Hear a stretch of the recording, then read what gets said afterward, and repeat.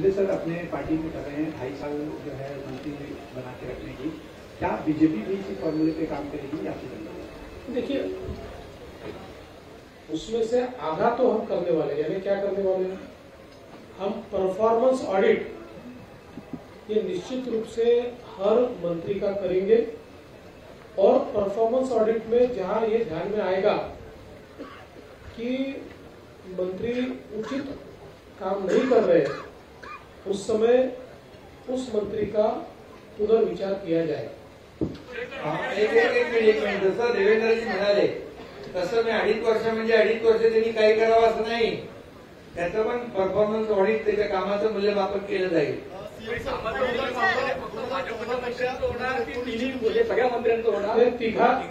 तिघांनीही आम्ही आज आमच्या मंत्रिमंडळ बैठकीमध्ये आम्ही तिघांनीही सगळ्या मंत्र्यांना सांगितलेलं आहे की आपल्या सगळ्या मंत्र्यांच्या कामाचं परफॉर्मन्स ऑडिट आम्ही करू।